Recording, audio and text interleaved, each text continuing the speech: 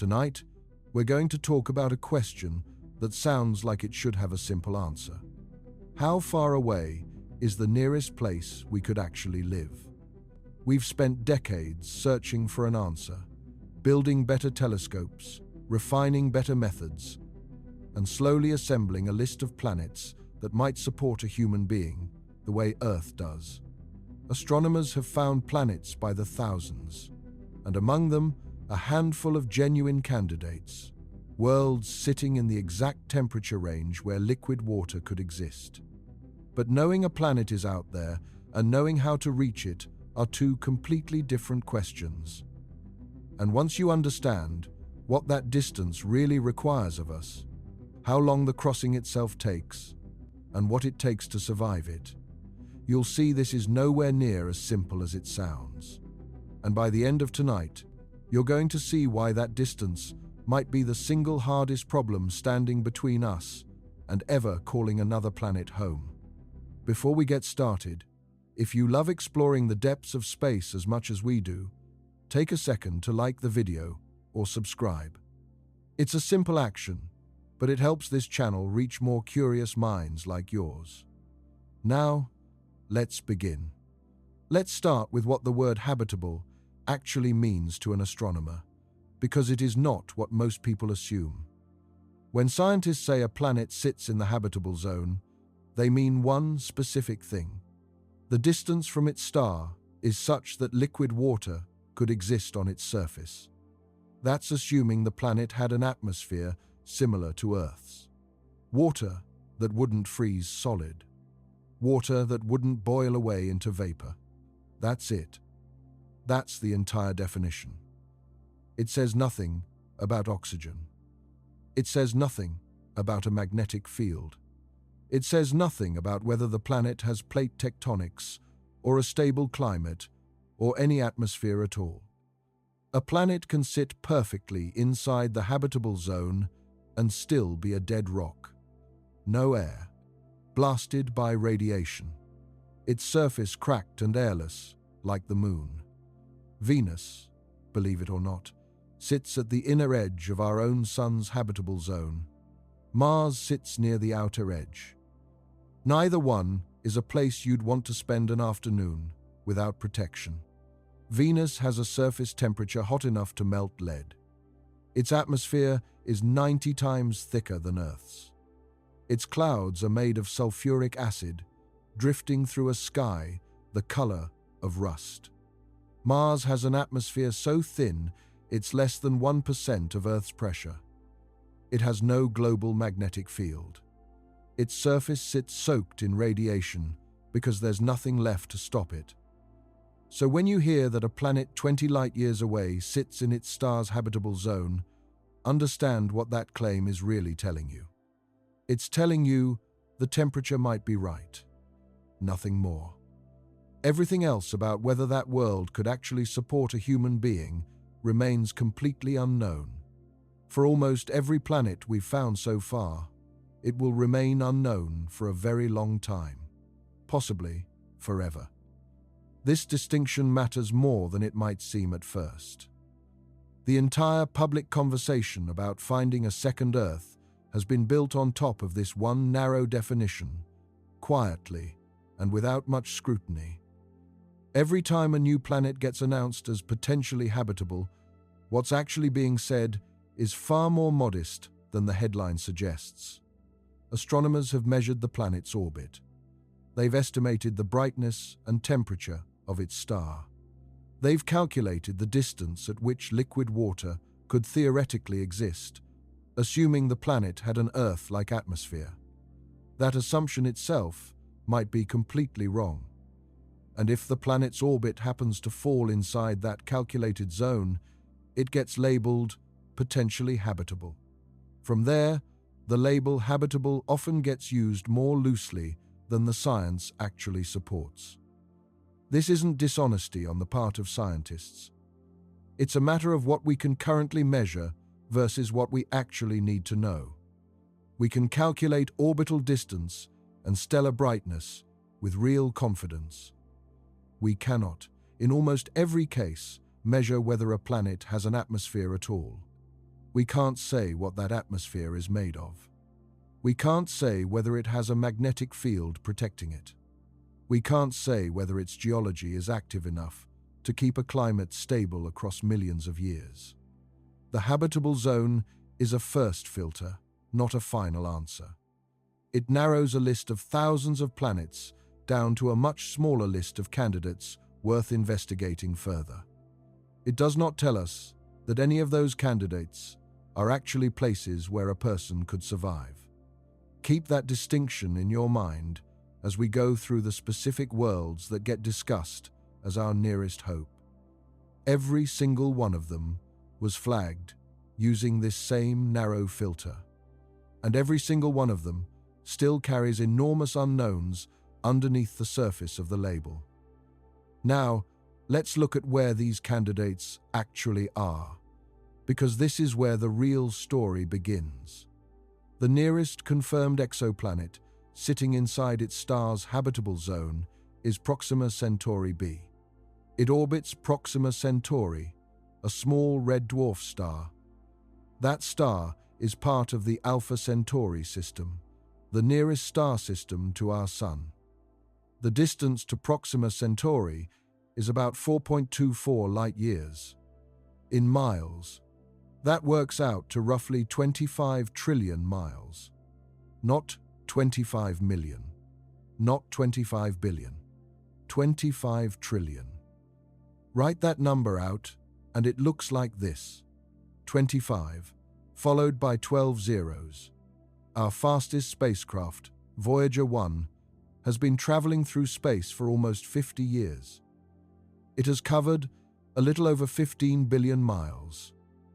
At that pace, reaching Proxima Centauri would take on the order of 70,000 years. 70,000 years is longer than the entire history of human civilization, longer than agriculture, longer than written language, longer than every empire that has ever risen and fallen combined. And that's just to reach the star. Reaching the planet means threading a needle around a star we can barely observe directly. We're aiming for a world so small and so faint that we've only ever detected it through the tiny wobble it creates in its star's light. Scientists call this the radial velocity method. Proxima Centauri b was discovered in 2016 using this method. It was confirmed through years of careful follow-up observation. It is roughly Earth-sized. It's likely somewhat more massive than our planet, and it orbits its star every 11 days. 11 days. Not 11 months. 11 days for a full year on that world. That's because Proxima Centauri is a red dwarf, a small, dim, cool star. For a planet to receive enough warmth to keep water liquid around a star like that, it has to orbit extremely close. Proxima Centauri b sits about 4.5 million miles from its star. For comparison, Mercury, the closest planet to our Sun, orbits at about 36 million miles. Proxima b is about 8 times closer to its star than Mercury is to ours. That proximity creates a problem that almost never gets mentioned in the exciting headlines: tidal locking. When a planet orbits this close to its star, gravity doesn't treat it evenly. The side facing the star gets pulled more strongly than the side facing away. Over millions of years, this gravitational tug slows the planet's rotation. Eventually, one side permanently faces the star and the other permanently faces away. The Moon does this to Earth. That's why we only ever see one face of it from the ground. The same familiar pattern of craters and dark plains, night after night, century after century. Proxima Centauri b almost certainly does this to its star.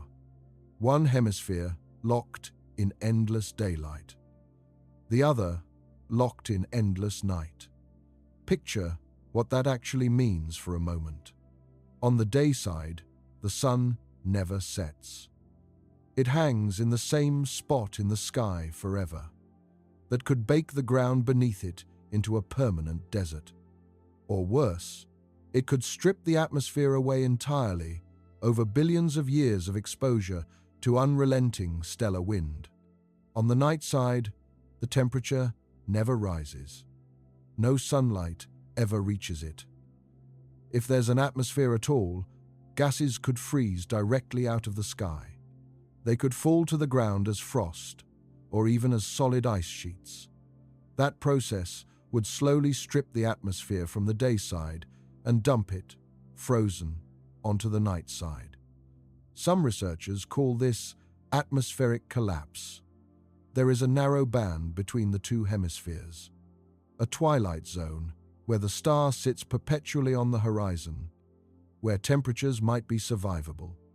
That thin ring might be the only place on the entire planet where conditions are gentle enough to support anything like liquid water on the surface.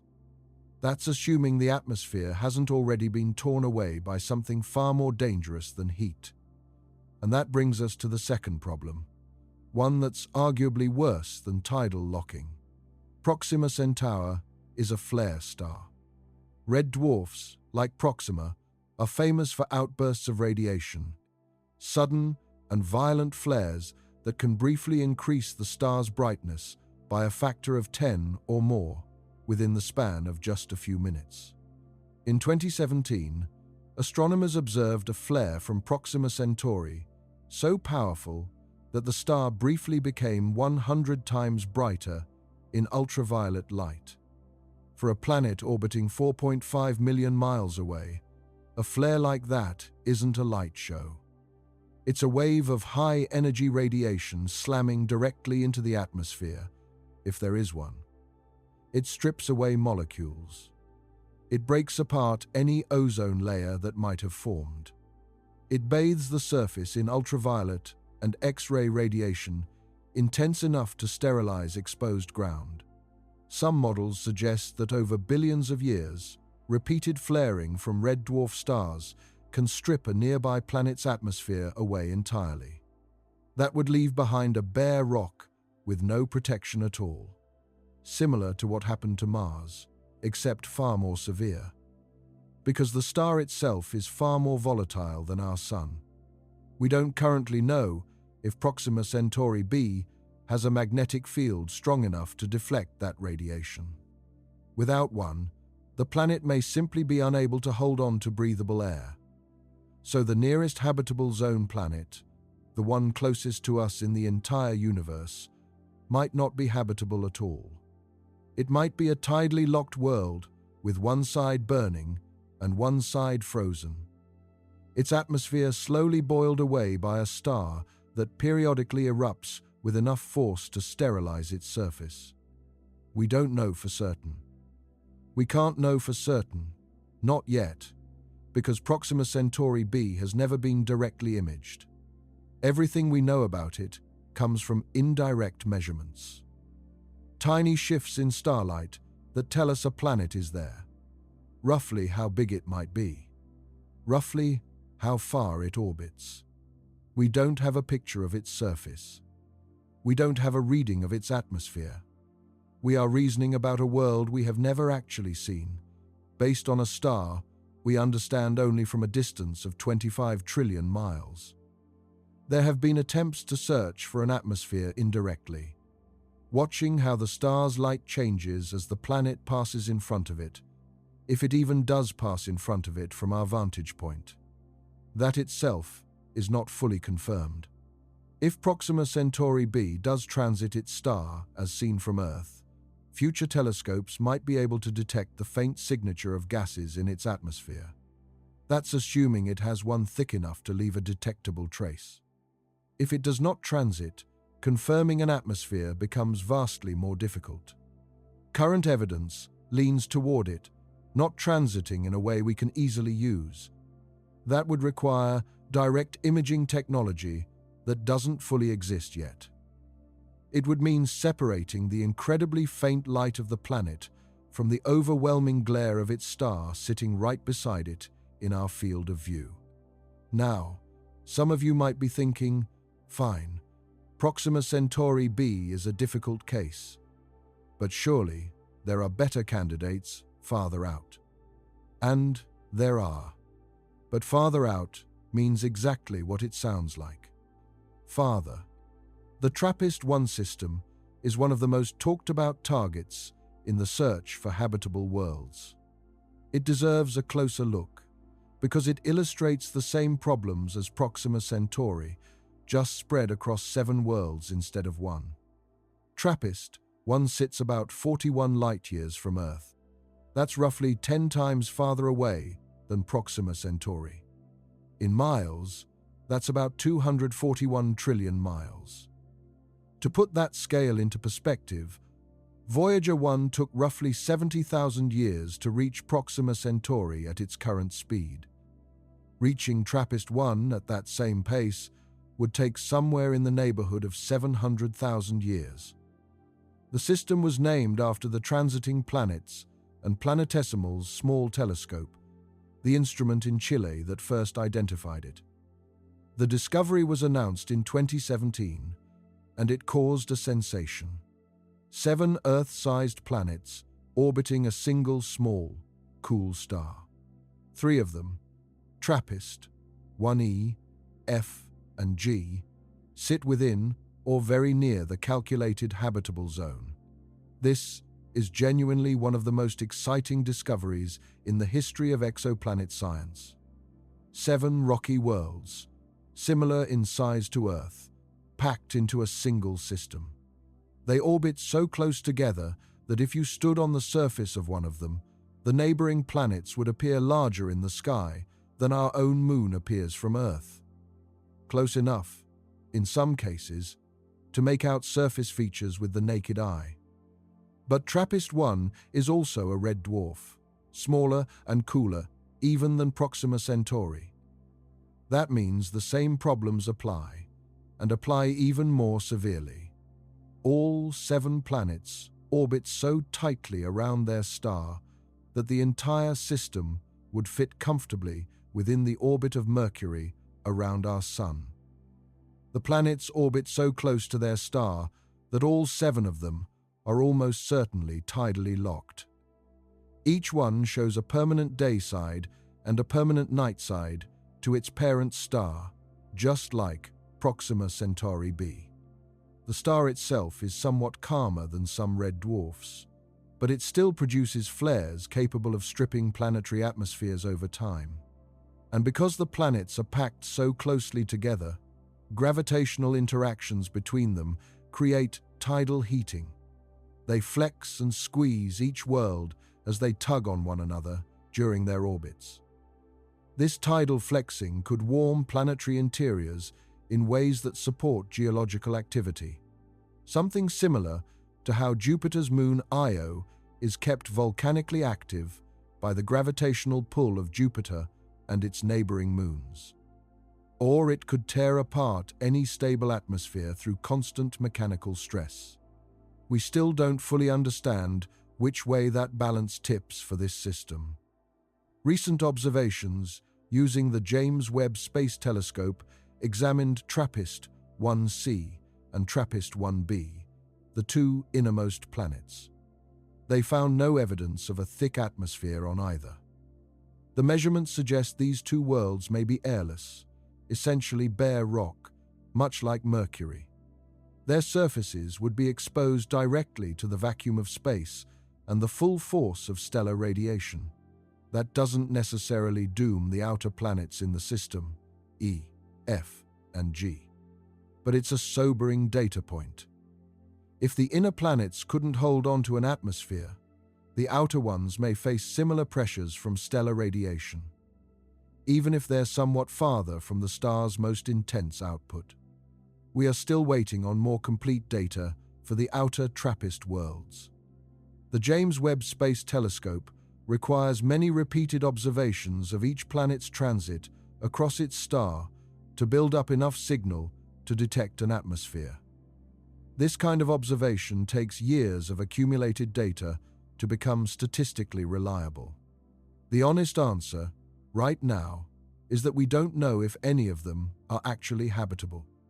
We know they're the right distance from their star for liquid water to theoretically exist. That's all we know. There's an additional wrinkle specific to TRAPPIST, one that's worth understanding.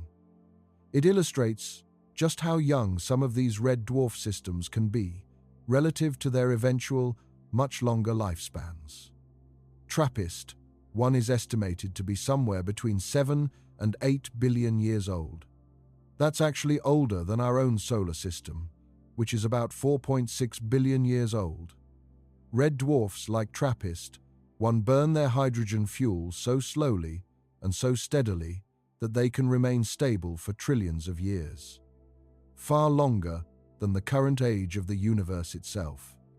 This means that whatever damage stellar flares have done to these planets over billions of years has had an enormous amount of time to accumulate. Far more time than the roughly 4.5 billion years Earth has spent orbiting a much calmer sun. If atmospheric stripping from stellar radiation is a real threat to these worlds, and the early evidence from the inner planets suggests it might be, then TRAPPIST-1's planets have had almost twice as long as Earth to have their atmospheres worn away. That's not necessarily a fatal problem for every planet in the system, since the outer worlds receive less radiation than the inner ones. But it adds another layer of uncertainty to a system already carrying enormous unknowns. Let's step back and talk about the difference between a habitable zone planet and a planet you could actually live on. This distinction matters more than almost anything else in this conversation. Earth is habitable, not simply because it's the right distance from the Sun. Earth is habitable because of an extraordinarily long list of conditions that all happen to align. They layered on top of one another across billions of years. Any one of them could have failed and left us with a planet as dead as Mars or as hostile as Venus. Start with the Moon. Earth has an unusually large moon relative to the size of our planet.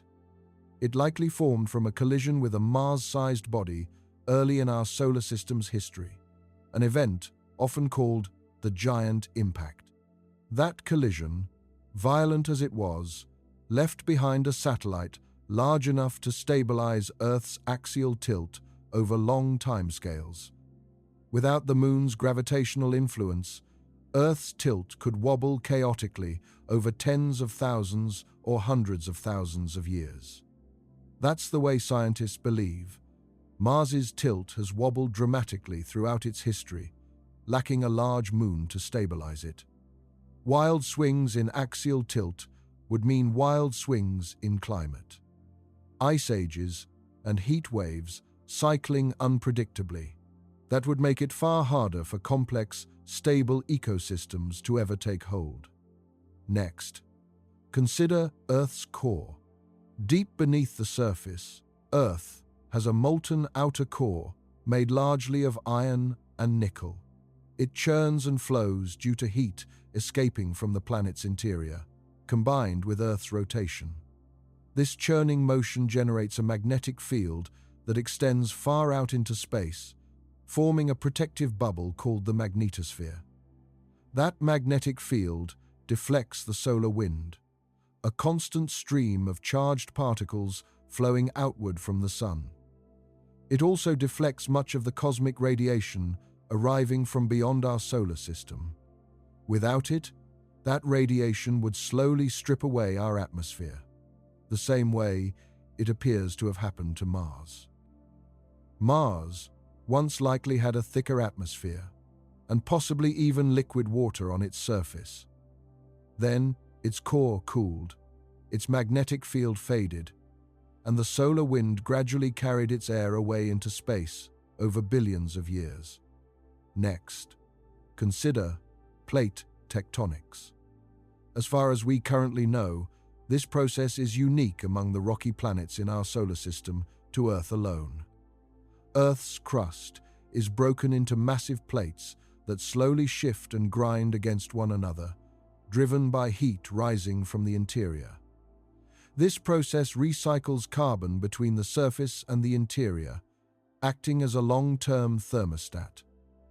When carbon dioxide levels in the atmosphere rise too high, weathering of rock draws some of it down and buries it. Eventually, it subducts back into the mantle at plate boundaries, only for volcanic activity to release it again over millions of years.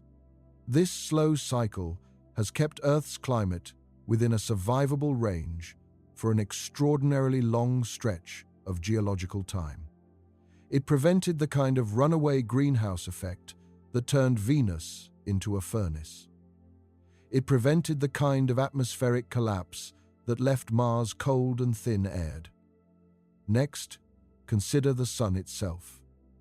Our star is remarkably stable compared to the vast majority of stars in the galaxy. It produces far fewer violent flares than small red dwarfs like Proxima Centauri or TRAPPIST-1. Its brightness has increased only gradually over billions of years. That gave life on Earth time to adapt slowly, rather than facing sudden, catastrophic swings in incoming energy. Most stars in the Milky Way, by contrast, are red dwarfs, smaller and dimmer than the Sun. As we've already discussed, many of them are prone to violent flaring that could sterilize the surface of any closely orbiting planet. The fact that our star happens to be one of the calmer, more stable types is itself a significant piece of luck baked into Earth's habitability. Finally, consider the atmosphere itself. The specific mixture of nitrogen, oxygen, and trace gases took billions of years of biological activity to produce. The oxygen in our air didn't exist in significant quantities for most of Earth's early history. For roughly the first 2 billion years of our planet's existence, the atmosphere contained essentially no free oxygen at all. It was only after photosynthetic microorganisms evolved and began releasing oxygen as a byproduct of converting sunlight into energy that oxygen levels slowly began rising. Geologists call this the Great Oxidation. This process took an enormous span of time. It fundamentally reshaped the chemistry of our entire planet. Eventually, it allowed for the kind of complex, oxygen-breathing life that includes every animal alive today. Every one of these conditions had to occur, and had to occur together, for Earth to become what it is. The stabilizing moon, the protective magnetic field, the climate-regulating plate tectonics, the calm and stable star, the oxygen-rich atmosphere built up over billions of years of biological activity. We don't yet know how many of these conditions exist on any planet beyond our solar system, because we don't have the tools to measure most of them directly. We can measure a planet's size, roughly, from how much starlight it blocks when it passes in front of its star. Scientists call this the transit method. We can sometimes estimate its mass, and from that, its density, using a combination of transit data and radial velocity measurements. That density tells us whether it's rocky or gaseous. For a small number of planets, using powerful telescopes like the James Webb Space Telescope, we can begin to detect the chemical fingerprints of an atmosphere. That's if one exists, and if the planet is oriented and positioned correctly relative to Earth for us to catch starlight passing through it during a transit. But we cannot yet measure whether a planet has a magnetic field. We cannot measure whether it has plate tectonics. We cannot measure the stability of its climate over long timescales. We cannot measure the presence of a large, stabilizing moon. We cannot measure the specific biological history that might or might not have shaped its atmosphere. We are, in almost every case, working with a tiny fraction of the information we would need to actually call a planet habitable in any meaningful sense. This is why astronomers have started using a more careful term, potentially habitable. That word, potentially, is doing an enormous amount of work in that phrase. It's worth sitting with for a moment. It means we've ruled out the most obvious disqualifiers. The planet isn't a gas giant. It isn't orbiting so close, it would be an inferno. It isn't orbiting so far, it would be frozen solid. But it says nothing about whether life, or even human survival, is actually possible there. Now, let's look at what it would actually take to find out for certain. This is where the scale of the challenge becomes almost impossible to overstate. To determine whether a planet 41 light-years away has a breathable atmosphere, a magnetic field, and a stable climate, we would need one of two things. Either send a probe there directly, or develop telescopes so powerful they could resolve details on the planet's surface from Earth. Both options sit at the extreme edge of what's currently possible, in most cases, well beyond it entirely. Sending a probe to Proxima Centauri, the nearest candidate, using our most advanced conventional propulsion, would take somewhere in the range of 70,000 years, as we mentioned earlier. Even highly theoretical propulsion concepts might reduce that number. Things like nuclear pulse propulsion or fusion-powered engines that don't yet exist in any working form. At best, those might bring the trip down to a few centuries.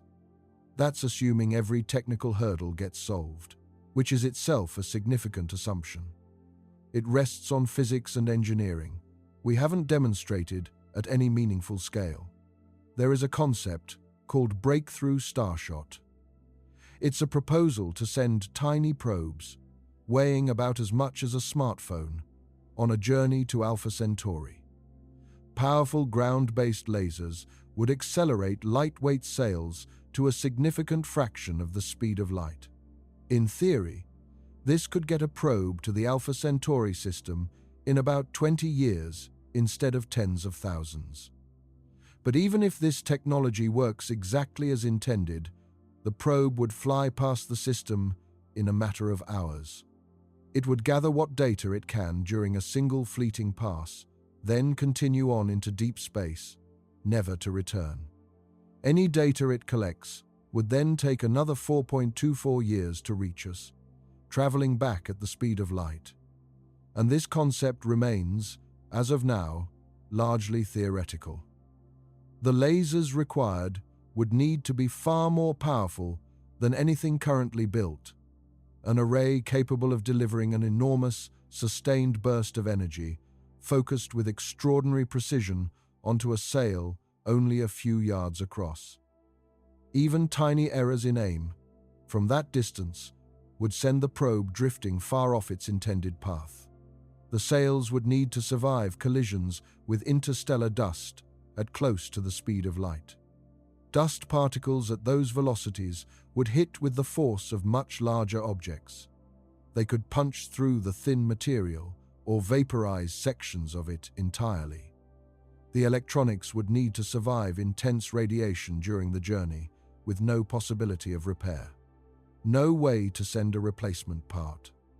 No way to course correct if something goes wrong partway through a multi-year flight through the emptiness between stars. Every part of the plan is currently sitting somewhere between extremely difficult and not yet possible with existing materials. So, if physically visiting these planets is, for all practical purposes, off the table for the foreseeable future, what about observing them more closely from here? This is actually where most of the realistic hope lies. Though even here, the challenges are staggering. To directly image an Earth-sized planet around another star, to actually see it as more than a single pixel of light, we would need something enormous. A space telescope with a mirror far larger than anything currently in orbit. Or a fleet of telescopes working together as what's called an interferometer, combining their light to simulate a single mirror the size of the distance between them. The difficulty here isn't just about size. It's about contrast. A star is typically billions of times brighter than any planet orbiting it. The faint light reflected off a small rocky world sits almost completely buried within the overwhelming glare of its parent star. Like trying to spot a firefly hovering directly in front of a lighthouse from miles away.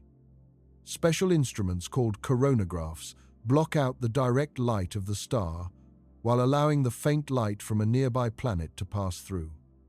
That's one proposed solution.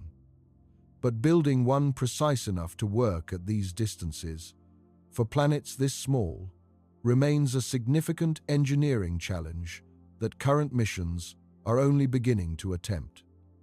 Proposals for these kinds of instruments do exist. Concepts like the Habitable Worlds Observatory, a mission currently being studied by NASA for launch sometime in the 2040s. It aims to directly image potentially habitable planets around nearby stars. It would analyze their atmospheres for signs of oxygen, methane, or other gases that might indicate biological activity. But that mission, if it proceeds on schedule, is still roughly 2 decades away from launch. Years more from producing results.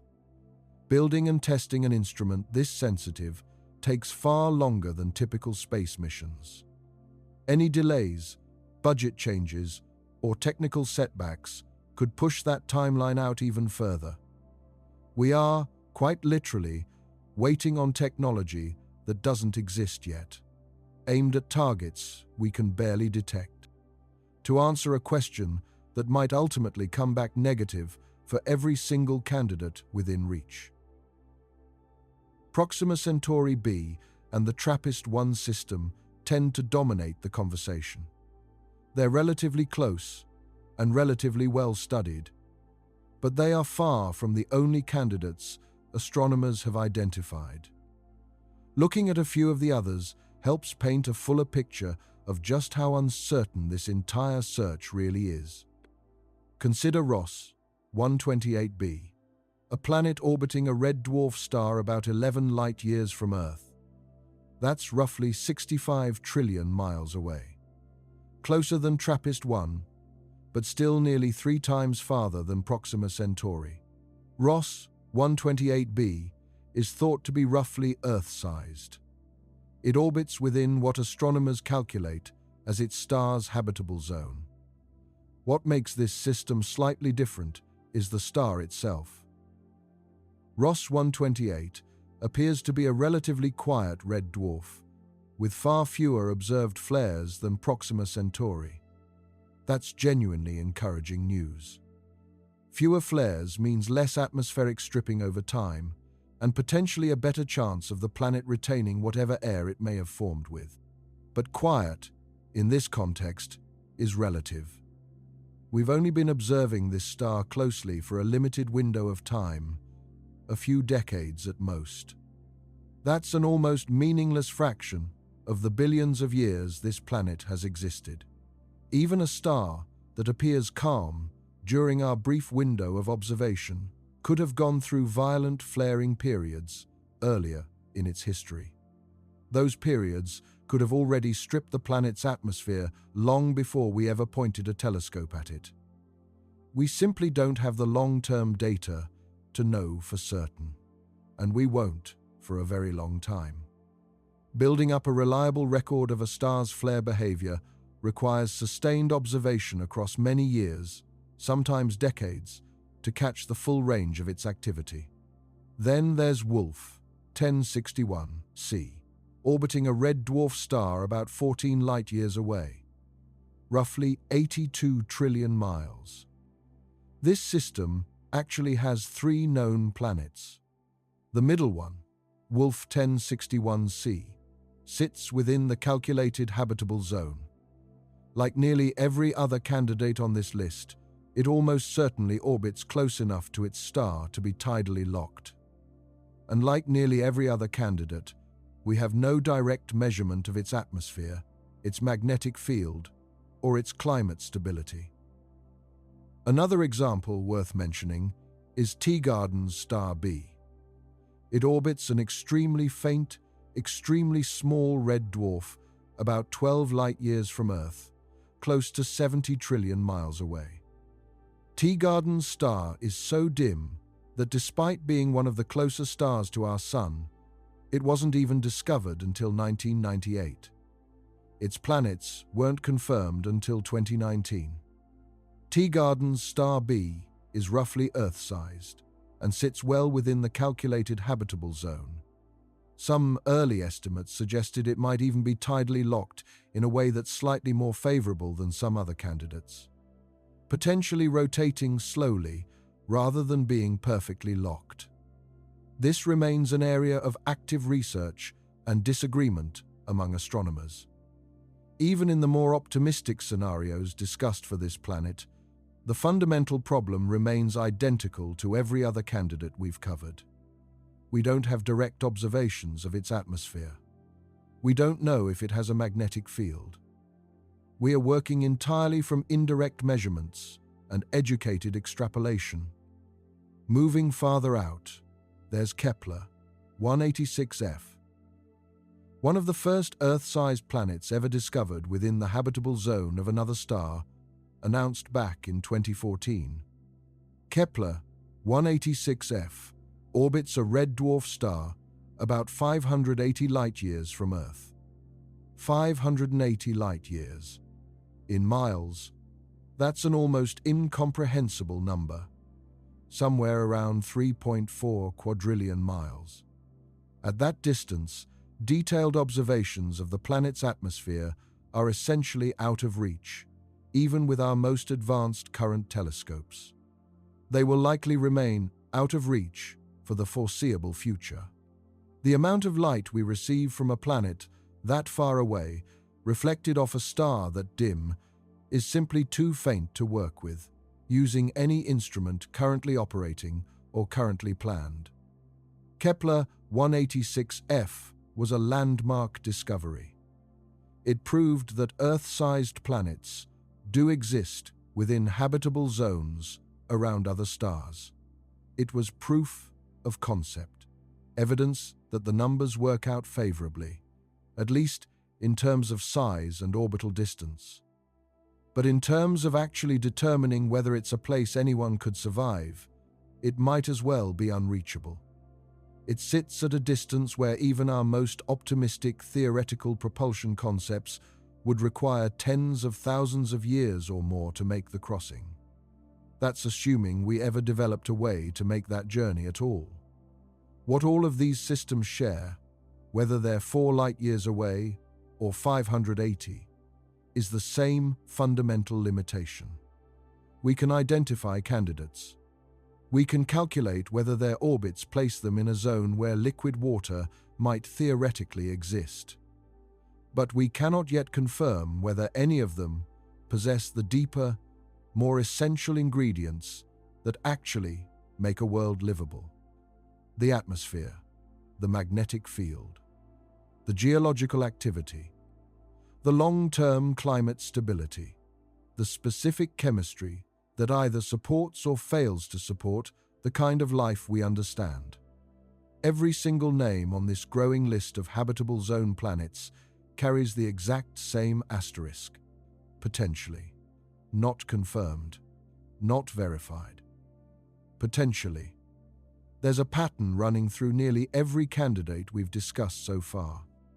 It's worth pulling that pattern out into the open, because it explains why this search keeps running into the same obstacles again and again. Almost every nearby potentially habitable planet orbits a red dwarf star. This isn't a coincidence, and it isn't bad luck on our part. It's simply a reflection of what kinds of stars actually exist in our galaxy. Red dwarfs make up roughly 70 to 75% of all stars in the Milky Way. They are, by an enormous margin, the most common type of star in existence. Stars like our Sun, by contrast, make up only a small fraction of the galaxy's stellar population, somewhere in the range of 7 or 8%. This means that if you're searching for the nearest potentially habitable planet, purely as a matter of statistics, you are far more likely to find one orbiting a red dwarf. Simply because there are so many more red dwarfs nearby than there are sun-like stars. And this creates an uncomfortable irony sitting at the heart of the entire search. The stars most likely to have a planet close enough for us to study in detail are also the stars most likely to make that planet's atmosphere difficult or impossible to keep intact. Red dwarfs achieve their habitable zones by being extremely dim. That means any planet warm enough to host liquid water has to orbit extremely close to its star, often closer than Mercury orbits our Sun. That close orbit creates the tidal locking we've already discussed. It also places the planet directly in the path of intense stellar activity. Young red dwarfs in particular tend to be far more volatile and prone to flaring than older, calmer stars like our Sun.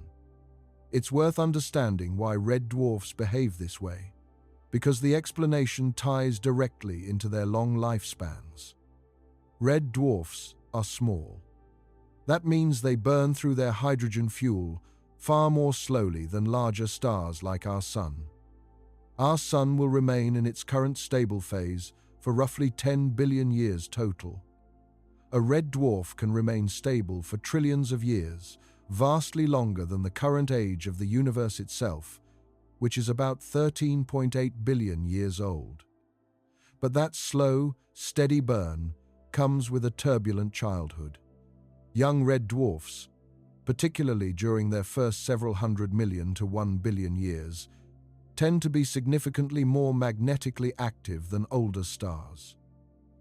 They produce frequent and powerful flares as their internal dynamo processes settle into a more stable rhythm. Any planet orbiting close enough to be in the habitable zone during this turbulent youth would be exposed to potentially atmosphere-stripping levels of radiation and charged particles. That's long before the star eventually calms down. Into the quieter phase it will spend the rest of its extraordinarily long life in. This means that even a red dwarf that appears calm and well-behaved today, like Ross 128 discussed earlier, may have already done irreversible damage to any close orbiting planet's atmosphere. That damage could have happened billions of years ago, during a violent youth we have no direct way of observing now. That activity happened long before humans existed to point a telescope at the sky. Some researchers have proposed that certain planets might be able to survive this early bombardment. That's if they started out with unusually thick atmospheres, thick enough that even significant stripping over billions of years would still leave a survivable amount of air behind. Others have suggested that planets with strong magnetic fields, similar to Earth's, might be shielded enough to avoid the worst of the damage. That's assuming they have the kind of molten, actively churning core needed to generate that kind of protection in the first place. But these remain hypotheses. Models built on incomplete information, competing against each other in the scientific literature without a clear resolution. We simply don't have direct measurements of atmospheres on any of these specific worlds to confirm which scenario, if any, actually played out. This is the central, uncomfortable truth sitting underneath the excitement of nearly every habitable zone announcement involving a red dwarf star. The very features that make these planets detectable and studyable from Earth are the same features working against them. Their close, tight orbits around dim, common stars are exactly what makes it hard for them to hold onto a breathable atmosphere in the first place. We are, in a very real sense, searching most intensely in exactly the neighborhood where the odds are stacked against us. This raises an obvious question. If red dwarf systems come with all these complications, what about planets orbiting stars more similar to our own Sun? Wouldn't those be better candidates? Given that our own experience shows a Sun-like star can support a genuinely habitable world. The answer is, quite possibly, yes. But here's the problem. Sun-like stars are far less common in our immediate stellar neighborhood. That means the nearest confirmed or strongly suspected habitable zone planets around Sun-like stars tend to sit at dramatically greater distances than the red dwarf candidates we've already covered. Consider Kepler 452b, sometimes nicknamed Earth's older cousin when it was announced in 2015. It orbits a star very similar to our own Sun in terms of temperature and brightness. It sits within the calculated habitable zone, at a distance from its star roughly comparable to Earth's distance from ours.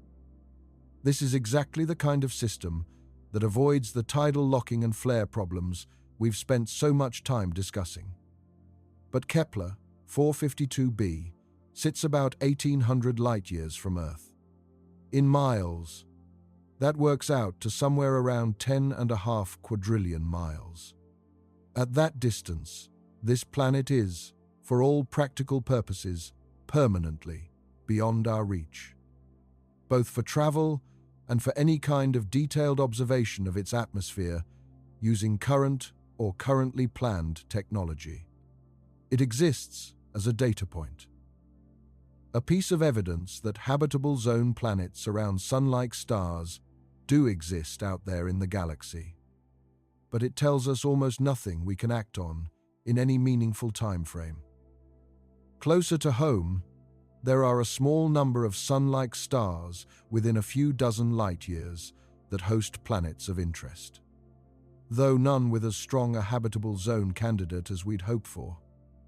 Tau Ceti, a Sun-like star about 12 light-years away, roughly 70 trillion miles, has multiple planets in its system. At least one or two sit near the edge of its calculated habitable zone. Tau Ceti is genuinely one of the more promising nearby targets, precisely because it's a Sun-like star rather than a red dwarf. Any habitable zone planet orbiting it would sit at a more Earth-like distance, avoiding the worst of the tidal locking problem. However, Tau Ceti's planetary system appears to include a substantial debris disk, a ring of dust and small rocky material surrounding the star, considerably more massive than our own solar system's asteroid and comet belts.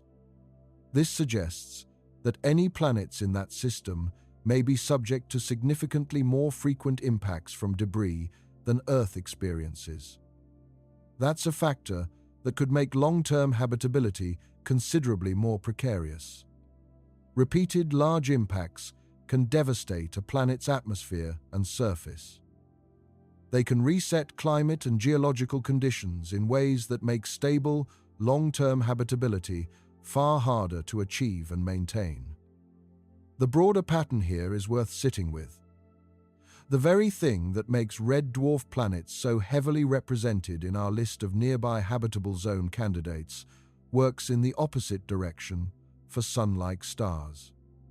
That thing is the sheer abundance of red dwarfs in our stellar neighborhood.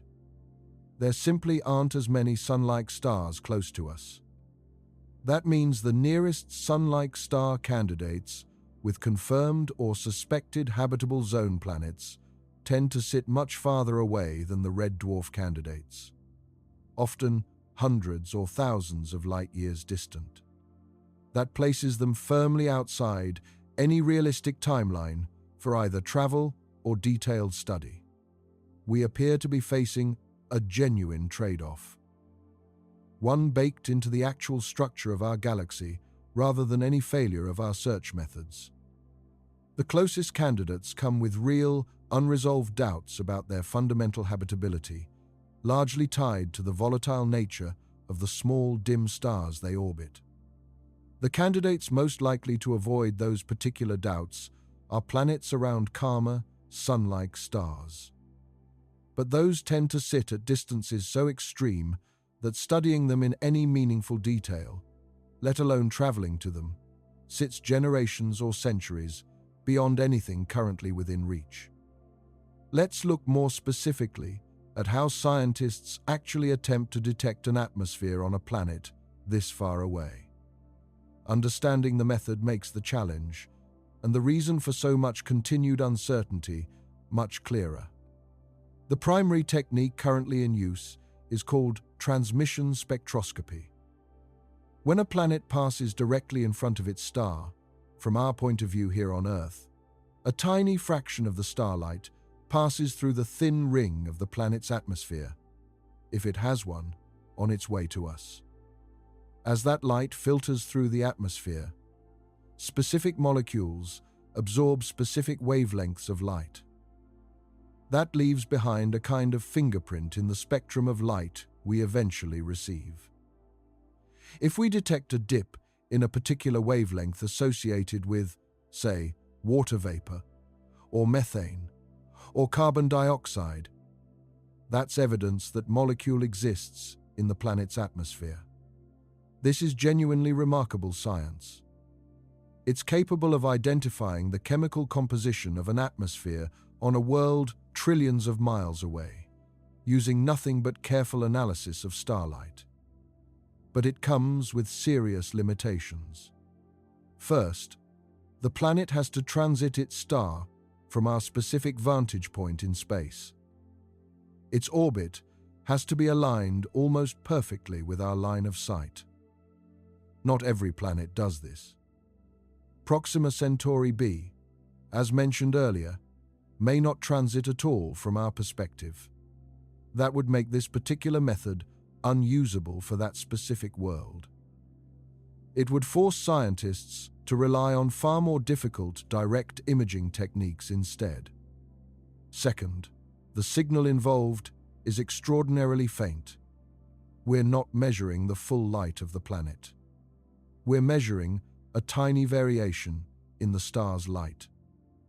That variation is caused by a sliver of light passing through an atmosphere that might only be a few dozen miles thick, wrapped around a planet that itself might only block a fraction of 1% of the star's total light during transit. Detecting reliable signals at this level of faintness requires observing multiple transits of the same planet, sometimes dozens of them. Scientists carefully stack that data together to filter out noise and confirm a genuine signal rather than a statistical fluctuation. For planets orbiting close to their star, like most of the red dwarf candidates we've discussed, transits happen frequently. Their orbital periods are so short, sometimes just a matter of days. This is actually one small advantage of these tightly orbiting systems. More frequent transits mean more opportunities to gather data in a shorter span of time, compared to a planet orbiting farther from its star with a longer year. The James Webb Space Telescope, launched in December of 2021, represents by far our most capable instrument for this kind of work. It has a mirror far larger than any previous space telescope. Its instruments are specifically designed to detect these faint spectral signatures in infrared light. Early results from James Webb, studying the TRAPPIST-1 system, as mentioned earlier, have already provided real data. That data has so far pointed toward the inner planets, likely lacking substantial atmospheres. This is actually valuable information, even though it's not the exciting confirmation many people were hoping for. Ruling things out is still progress. It narrows the search. It tells us where not to focus, our most limited and expensive observing time. It helps refine the models we use to predict which kinds of planets around which kinds of stars are more likely to retain an atmosphere in the first place. But James Webb's observing time is extremely limited and in extremely high demand. It's shared across the entire global astronomical community for every kind of research imaginable, from studying the earliest galaxies in the universe to examining the atmospheres of nearby exoplanets.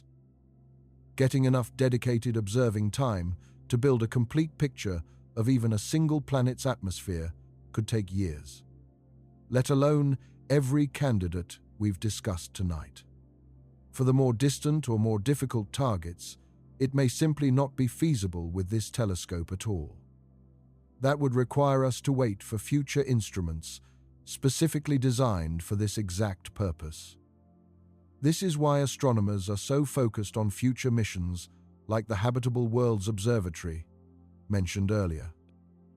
It's an instrument being designed from the ground up specifically to directly image and analyze the atmospheres of potentially habitable planets. Rather than relying on a general-purpose telescope like James Webb, which has to divide its attention across an enormous range of scientific priorities. Until instruments like that become operational, sometime in the 2040s at the earliest, if current schedules hold, we will continue working with fragments of data, promising hints, tantalizing possibilities, and a great deal of patient, careful uncertainty. There's one more layer to this that rarely gets discussed in the excited headlines. Something worth exploring carefully before we get to the closing thoughts tonight. Even if we found the perfect planet, with the right distance, a stable atmosphere, a working magnetic field, breathable air chemistry, and temperatures within a comfortable range, there would still be no guarantee. Human biology was shaped by nearly 4 billion years of evolution under this specific sun, under this specific gravity, breathing this specific mixture of gases. There's no promise it could actually thrive somewhere else, without complications we can't currently predict. Consider gravity first. Every candidate planet we've discussed tonight has an estimated mass somewhere in the general vicinity of Earth's. But estimated is doing a lot of work in that sentence. Our mass estimates for most of these worlds come from indirect calculations. The margin of error can be significant. A planet slightly more massive than Earth, even by a modest amount, would have noticeably stronger surface gravity. Over months and years of continuous exposure that could affect bone density, muscle function, cardiovascular health, and fluid distribution throughout the body. Something similar to, but potentially more severe than, the physiological changes already observed in astronauts, spending extended time aboard the International Space Station. A planet with meaningfully weaker gravity than Earth would create the opposite set of problems, potentially leading to muscle and bone loss over time, similar to challenges already documented in long-duration spaceflight. We don't yet have long-term data on how the human body adapts to a stable, moderately reduced gravity environment over an entire lifetime. Nothing like that currently exists for us to study. Next, consider radiation, even setting aside the dramatic flare activity from red dwarf stars we've already covered. Even a planet with a functioning magnetic field wouldn't necessarily provide protection identical to Earth's. The strength, shape, and stability of a magnetic field can vary enormously. It depends on the size of a planet's core, its rotation rate, and its internal composition. Those are all factors we currently have no way of measuring on any of the distant candidates discussed tonight. A weaker or differently shaped magnetic field could still allow meaningfully higher levels of background radiation to reach the surface compared to Earth. Those levels might not be immediately lethal, but they could carry long-term health consequences across a human lifetime or across multiple generations. We've simply never had the opportunity to study that, because no population of humans has ever lived permanently under conditions like that. Then, there's atmospheric chemistry itself, an area where even small differences could matter enormously. Earth's atmosphere is roughly 78% nitrogen and 21% oxygen. Trace amounts of argon, carbon dioxide, and other gases make up the remainder. Human biology is precisely calibrated to this exact mixture, developed over an immense span of evolutionary time. A planet with even a modestly different ratio of oxygen to nitrogen, could matter significantly to human physiology.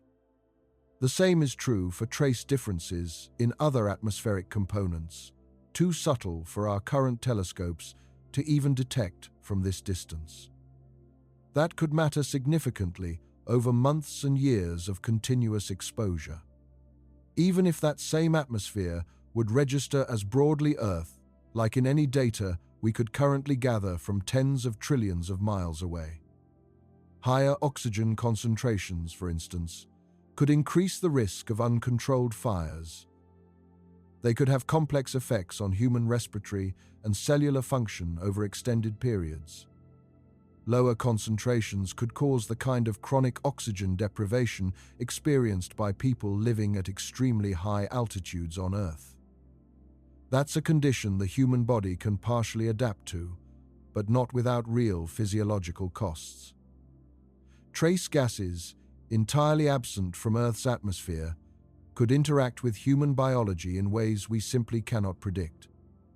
They might be common byproducts of a different planet's specific geological or biological history. Direct sampling would be needed to know for sure, and that remains completely out of reach for every candidate planet currently under discussion. In other words, even the best-case scenario, a planet that checks every single box we currently know how to check, comes with an asterisk, the size of everything we don't yet know how to check. Passing the habitable zone test, and even passing an atmospheric composition test using our best available telescopes, would represent enormous scientific progress. But it would still leave an enormous gap. The gap between confirming a planet could theoretically support life, and confirming it could comfortably and safely support human life. Specifically, across the kind of extended stay that any realistic mission profile would require, given how long it would take to even get there in the first place. Let's zoom out for a moment and look at the bigger picture. The scale of this search is genuinely staggering, and understanding it helps explain why we're still so far from having a confident answer. As of the current decade, astronomers have confirmed more than 5,700 exoplanets, worlds orbiting stars other than our Sun. That number continues to grow steadily as new detection methods and more sensitive telescopes come online. Of those thousands of confirmed worlds, only a relatively small fraction are considered strong candidates. Somewhere in the range of a few dozen sit within their star's habitable zone, while also being close to Earth in size. That narrows an enormous catalogue down to a genuinely short list. But even within that short list, the level of confidence varies enormously from planet to planet. Some candidates, like Proxima Centauri b and the TRAPPIST-1 planets, have been confirmed through multiple independent observations and detection methods. That gives astronomers reasonable confidence that the planets themselves are real and that their basic orbital characteristics are accurate. Others remain more tentative, detected through a single method. Their orbital parameters carry wider margins of error, sometimes wide enough that a planet initially classified as sitting within the habitable zone could, with more precise follow-up data, turn out to sit slightly outside it in either direction. This happens more often than most headlines acknowledge. Initial detections, particularly using the radial velocity method that first identified Proxima Centauri b, rely on measuring incredibly tiny wobbles in a star's position. Those wobbles are caused by the gravitational tug of an orbiting planet.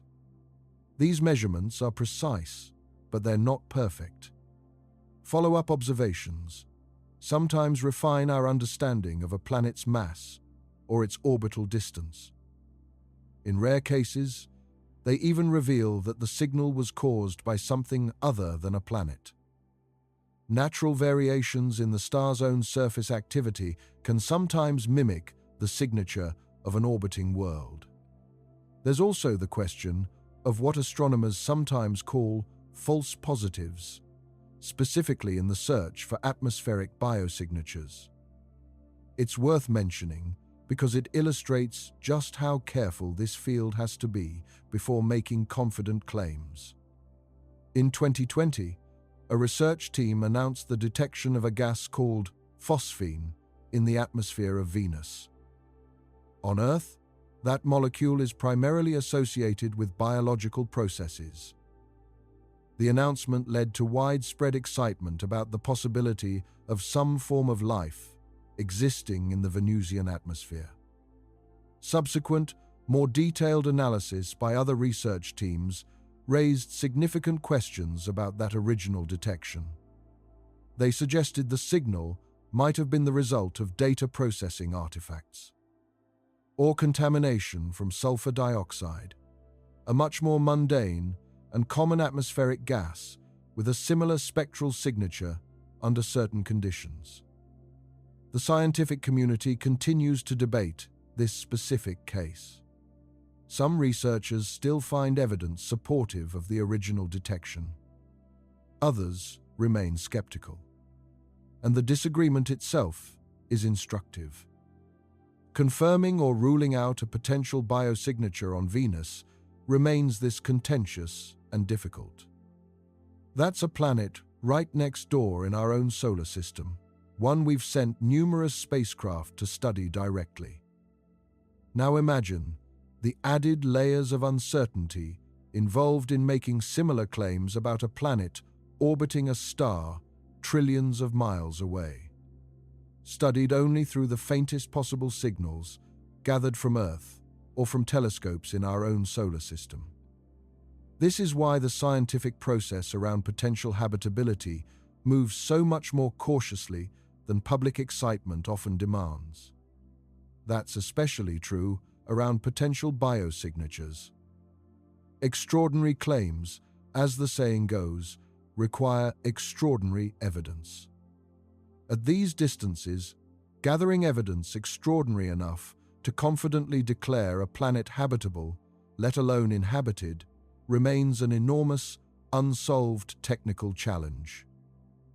Let's assume, for a moment, that decades from now, astronomers finally confirm a planet with a genuinely Earth-like atmosphere, a working magnetic field, stable, moderate temperatures, sitting somewhere within a reasonable number of light years from Earth. What would actually happen next? Confirming that such a planet exists doesn't remotely solve the problem of how to get there.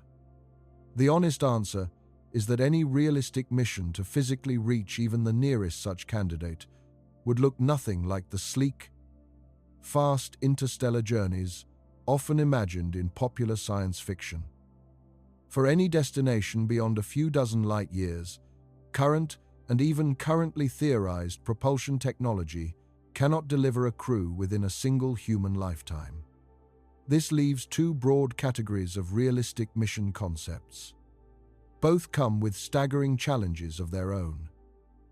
The first is what's often called a generation ship, a vessel designed to carry a self-sustaining population across a journey lasting centuries. The crew who departs will never see the destination. Only their distant descendants, born and raised entirely aboard the ship, would eventually arrive. Such a vessel would need to function as a fully closed ecological system, recycling air, water, and nutrients indefinitely, since no resupply from Earth would ever be possible once the ship departed. It would need enough genetic diversity among its founding population to avoid the health problems associated with inbreeding across dozens of generations. That means a viable generation ship would likely need to carry thousands of people at minimum, not the small crews often depicted in fiction. It would need to shield its inhabitants from cosmic radiation for the entire multi-century journey. The protective magnetosphere that shields Earth doesn't extend out into deep interstellar space. Prolonged, unshielded exposure to cosmic radiation carries serious long-term health risks. And it would need social, psychological, and governance structures robust enough to survive centuries of isolation and generational turnover. Children would be born who will never see the sky their ancestors were born under. They would live, and eventually pass on, their entire lives within the metal walls of a ship traveling through the emptiness between stars. The second broad category involves some form of suspended biological state, often called hibernation or torpor in these discussions. Crew members would spend most of the journey in a deeply reduced metabolic state, aging slowly or not at all, only reviving as the ship approaches its destination. This concept sidesteps some of the generational challenges of a multi-century voyage. But it requires medical technology that currently exists only in early, limited experimental forms. Nothing close to the reliability needed to keep a human body safely suspended for years or decades at a time without significant physiological damage. Both approaches also share a problem we haven't yet discussed tonight, one that applies regardless of which candidate planet eventually becomes the target. Even after arrival, assuming the ship and its inhabitants survive the journey intact, there would be no way to know for certain in advance. There would be no way to confirm the destination planet is actually safe to land on and live on. All of our current confirmation methods rely on remote observation from Earth. As we've covered extensively tonight, those methods still leave enormous gaps in our knowledge. Gaps about surface conditions, fine details of atmospheric chemistry, and the presence of any existing microbial or biological hazards on a world we've never directly sampled. A crew arriving at even the most promising candidate planet might still need to conduct extensive local surveys, robotic scouting missions, careful atmospheric and soil analysis, all before determining it's actually safe to establish a permanent presence. That could add potentially years of additional caution before any kind of true settlement could even begin. All of this underscores something important about the scale of what we're really discussing tonight. Finding a habitable planet is not a single discovery. It's not a moment where scientists announce they've found the place and a mission gets planned shortly afterward. It is, more realistically, an extended, multi-stage process spanning perhaps centuries. Incremental confirmation of habitability from a distance, followed by the development of propulsion and life support technology currently far beyond our reach, followed by a journey lasting generations, followed by careful, cautious verification upon arrival before anyone could actually consider the world home. There's another dimension to this search worth exploring. So far, we've mostly discussed planets that resemble Earth in a fairly direct sense, rocky worlds orbiting at the right distance from a star. But some researchers have started expanding the definition of what a potentially habitable world might even look like. These alternate possibilities complicate the picture even further. Consider ocean worlds. Planets that may be covered entirely or almost entirely in deep liquid water with no exposed continents at all. Some of the candidates we've already discussed, including certain TRAPPIST-1 planets, have mass and density estimates that suggest something surprising. They could be composed of a significant fraction of water by volume, far more than Earth. Despite appearing blue from space, Earth is actually a relatively dry planet in terms of the overall proportion of water compared to rock. An ocean world could, in theory, support life, since liquid water is generally considered one of the most essential ingredients for biology as we understand it. But an ocean world without any land at all presents entirely different challenges for eventual human habitation.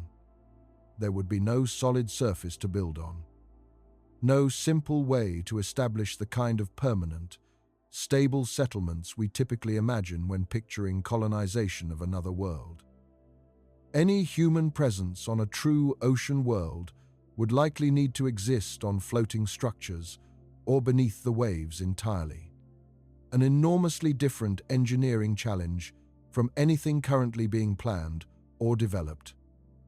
Additionally, extremely deep oceans, if deep enough, could develop a layer of high-pressure ice at the bottom that would separate any potential liquid water from the rocky mantle beneath it. This matters because that separation could disrupt the kind of chemical exchange between water and rock that many scientists believe played an important role in the origin of life on Earth. It could make some ocean worlds less hospitable to the emergence of life than their abundant water might initially suggest.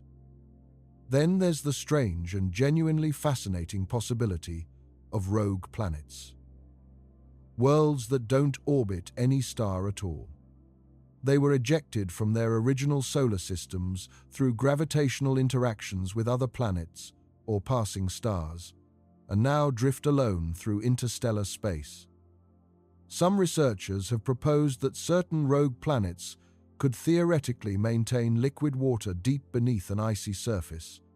That's if they have a thick enough atmosphere, or enough internal heat generated by radioactive decay in their core, similar to the heat that keeps Earth's interior molten, sealed away from starlight entirely. Similar to the subsurface oceans believed to exist beneath the icy crusts of moons like Europa and Enceladus within our own solar system. This is a genuinely strange thought. A world with no sun in its sky at all, drifting through the darkness between stars, potentially harboring warmth and liquid water deep beneath its frozen surface, sustained entirely by internal heat rather than any external source of light. Whether such worlds are common remains almost entirely unknown. Whether any exist close enough to Earth to ever be studied in detail is equally unknown. Rogue planets emit no light of their own, and they don't orbit a star whose light we could use to detect them through the transit method. Detecting them at all requires either extremely rare and difficult direct imaging or a technique called gravitational microlensing. That's where a rogue planet passing directly between Earth and a distant background star temporarily bends and magnifies that star's light in a detectable way. A chance alignment that, by its nature, only happens briefly and unpredictably.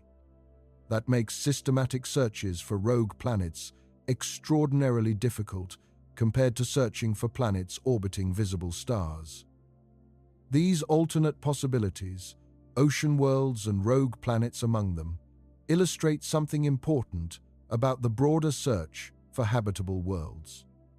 Our current methods and our current imagination are still largely anchored to the one example of habitability we actually understand in detail: our own Earth, orbiting our own sun, at our own particular distance.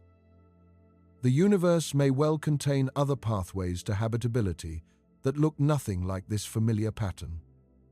Pathways we're only beginning to theorize about, using worlds within our own solar system as imperfect but genuinely useful analogues for what might be possible elsewhere. Speaking of those icy moons within our own solar system, they deserve a closer look tonight. They represent a completely different model for what habitability might mean, one that doesn't depend on a planet's distance from its star at all. Europa, one of Jupiter's 4 largest moons, sits far outside the traditional habitable zone of our Sun. It orbits at a distance where surface temperatures hover at roughly -260 degrees Fahrenheit, or -162 degrees Celsius. By the standard habitable zone definition we discussed earlier, Europa should be a frozen, lifeless world. On the surface, it largely is. Covered in a thick shell of solid ice, crisscrossed with long, reddish cracks that stretch for hundreds of miles across its surface. But beneath that icy shell, scientists have gathered strong evidence for a vast, global ocean of liquid water. It's kept liquid, not by warmth from a nearby sun, but by tidal heating. The same mechanism we discussed earlier in the context of the TRAPPIST-1 planets. As Europa orbits Jupiter, the immense gravitational pull of the giant planet flexes and stretches Europa's interior. Gravitational tugs from Jupiter's other large moons add to that effect. This generates internal heat through friction, similar to how repeatedly bending a paperclip back and forth generates warmth at the bend point. That internal heat is enough to maintain a liquid water ocean beneath the ice. Current estimates suggest that ocean may contain more than twice the volume of water found in all of Earth's oceans combined. Sealed away beneath a shell of ice, believed to be somewhere between 10 and 15 miles thick. Enceladus, a much smaller moon orbiting Saturn, shows even more direct evidence of this phenomenon. Spacecraft observations have detected geysers of water, vapor, and ice particles erupting from cracks near its south pole. The material sprays directly out into space. Some of it falls back onto the moon's surface, and some escapes entirely to form one of Saturn's outer rings. Analysis of that erupting material has revealed the presence of organic molecules, the building blocks of the kind of chemistry associated with life. It also suggests hydrothermal activity occurring at the ocean floor beneath Enceladus's icy shell, similar to the hydrothermal vents found deep in Earth's oceans. Those are environments that host thriving ecosystems entirely independent of sunlight. They derive their energy instead from chemical reactions occurring where mineral-rich water meets seawater. Neither Europa nor Enceladus sits anywhere near what traditional habitable zone calculations would identify as a promising location for life. Both exist in the outer, frozen reaches of our solar system, far from the warmth of the sun. And yet both represent, in the eyes of many astrobiologists, some of the most promising places to search for life within our own solar system. Arguably more promising in certain respects than Mars. They may host stable, long-lived liquid water environments, protected from the harsh surface, radiation, and temperature extremes that make surface habitability so difficult on many rocky worlds. This raises a genuinely important point for tonight's broader discussion. If moons like these can maintain habitable conditions through tidal heating rather than starlight, then the search for potentially habitable worlds around other stars may be far too narrowly focused on planets alone. Any of the countless exoplanets we've discovered orbiting other stars could, in principle, host large moons of their own.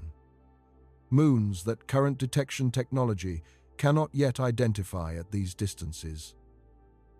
Detecting a moon orbiting a planet that itself is only detectable through the faintest changes in starlight sits well beyond what any current instrument can resolve.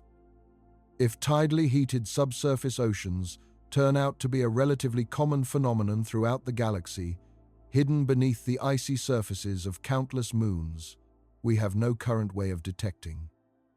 Then the true number of potentially habitable environments could be dramatically higher than the narrow list of habitable zone planets we've spent most of tonight discussing.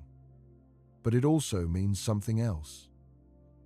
The actual nearest habitable environment might not be a planet sitting neatly within a calculated habitable zone at all. It could be a subsurface ocean on some distant, undetectable moon. That would make it even harder to find, and even harder to confirm than anything we've covered so far tonight.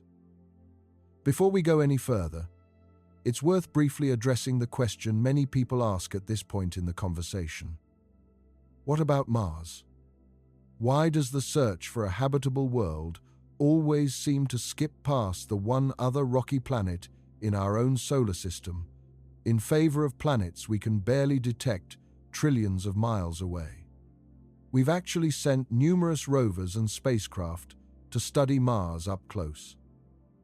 The honest answer is that Mars occupies a strange middle ground in this entire discussion.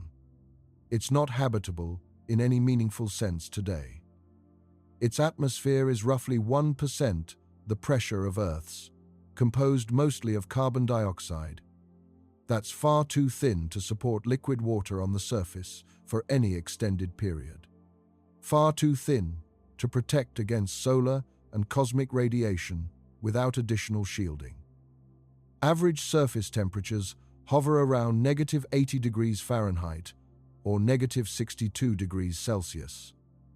Without a global magnetic field, the solar wind has been gradually stripping away what little atmosphere remains for billions of years.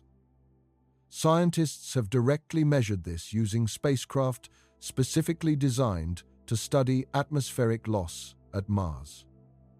By nearly every measure we've discussed tonight regarding distant exoplanets, Mars fails the basic habitability test as it exists right now.